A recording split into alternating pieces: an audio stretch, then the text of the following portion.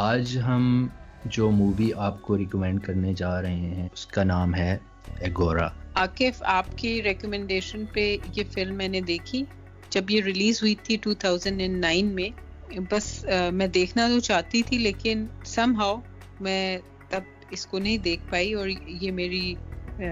Bucket list میں تھی، تو آپ کی ریکمنڈیشن پہ میں نے ایونچولی دیکھ لی۔ چلیں کوئی نہیں، 10 سال بعد دیکھ لی۔ مجھے بہت افسوس ہوا کہ میں نے اس فلم کو پہلے کیوں نہیں دیکھا، اور جب سے آپ نے مجھے ریکمینڈ کیا میں 2-3 دفعہ دیکھ چکی ہوں۔ بہت ہی زبردست اس کی سٹوری ہے۔ It's a biopic. ایک 4th سینچری میں ایک فلاسفر تھیں اور اسٹرانومر، میتھمیٹیشین، ہائپیشیا، ان کی زندگی پر مبنی یہ فلم ہے۔ جس طرح سے ہم بایوپکس کی بات کرتے ہیں، ایک سوسائٹی میں کس طرح سے انٹلیکچوئلز ہوتے ہیں، اسکالرز ہوتے ہیں، سائنٹسٹ ہوتے ہیں، ان کے ساتھ سوسائٹی کا جو رویہ ہے اور جو ان کی کنٹریبیوشنز ہیں۔ اب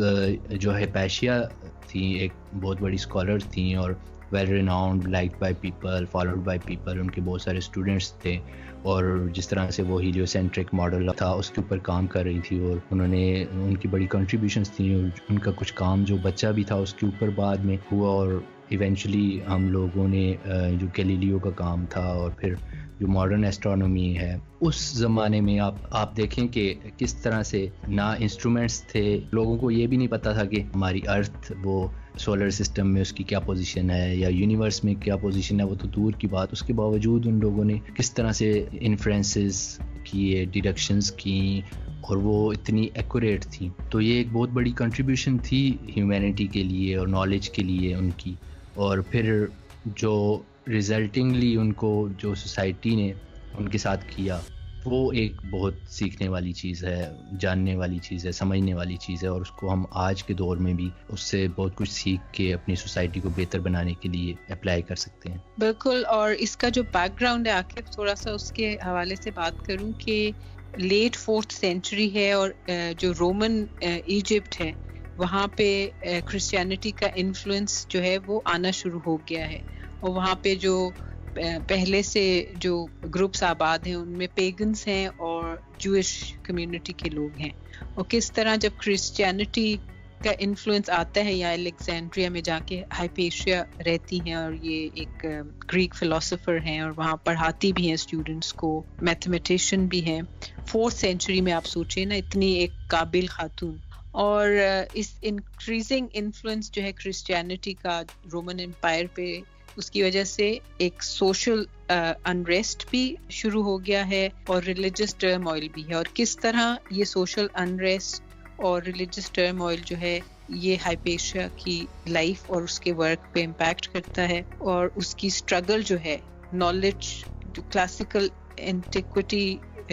ہے، اس نالج کو سیو کرنے کے لیے ہائپیشیا کی جو اسٹرگل ہے وہ بہت عمدہ طریقے سے اس فلم میں کیپچر کی گئی ہے۔ جی، اور مجھے ڈاکٹر عبدالسلام کی وہ بات یاد آ رہی ہے کہ knowledge is the common heritage of humanity, کہ اب وہ دیکھیں ایجپٹ میں یہ کام ہو رہا ہے، اور under the influence of Greek philosophy اس کے نتیجے میں کس طرح سے ہیومینٹی کو ایک بینیفٹ پہنچ رہا ہے۔ اور دوسری بات اس میں یہ ہے کہ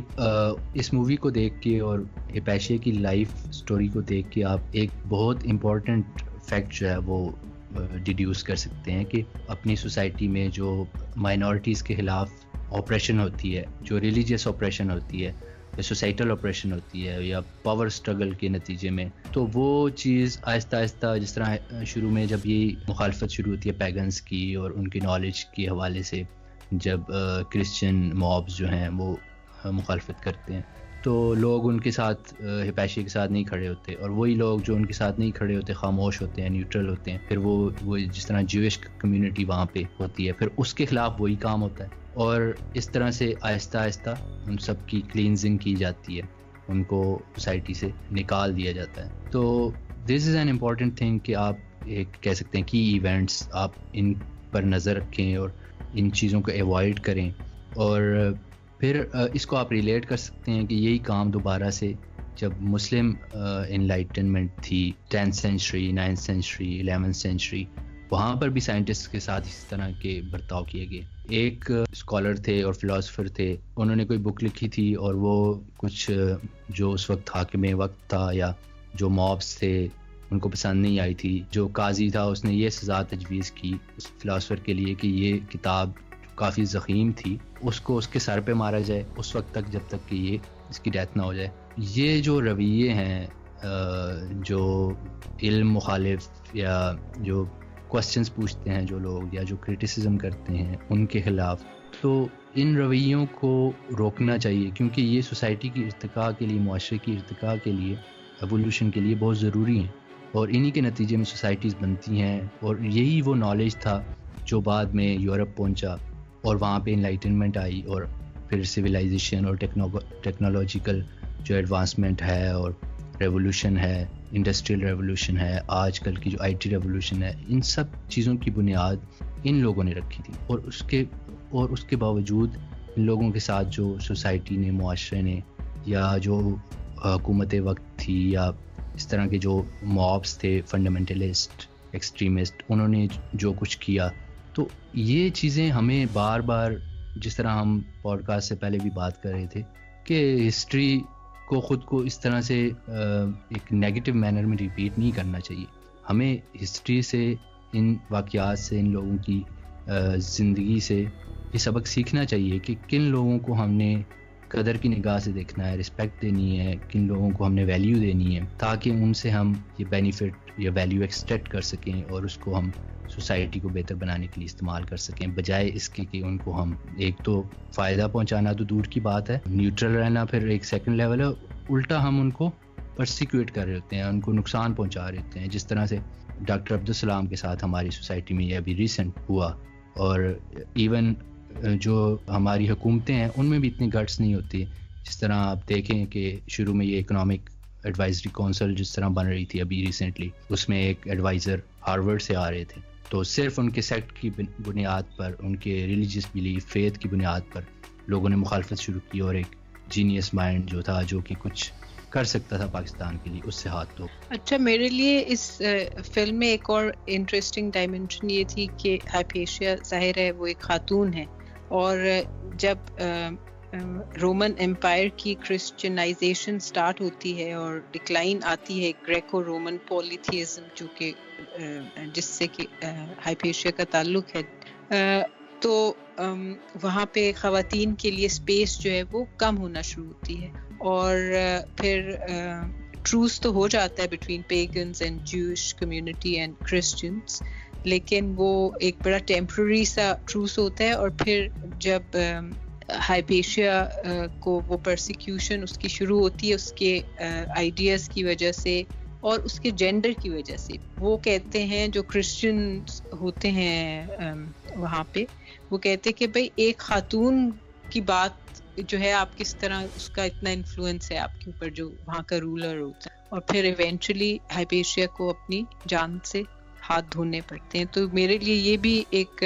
اگین میں کہوں گی کہ میں کافی ڈسٹرب ہوئی, اور مجھے یقین نہیں آ رہا تھا کہ 4th سینچری میں اس طرح ہوا, اور پھر آج بھی کچھ دنیا کے ایسے ریجنز ہیں جہاں پہ خواتین کے ساتھ اس طرح کا سلوک ہوتا ہے. وہ خواتین جو کہ سوشل نارم کو چیلنج کرتی ہیں, تو آج بھی ہم سنتے ہیں کہ سٹون ٹو ڈیتھ ہو گیا, یا سر قلم کر دیا, یا مار دیا کسی بھی طریقے سے. اور سامعین کو ایک اور انٹرسٹنگ بات بتاؤں کہ مووی میں چونکہ گرافک ریٹنگ اور اس سے وائلنس شو کرنے سے اکثر اوقات ٹھیک ہے پوئٹک لائسنس یا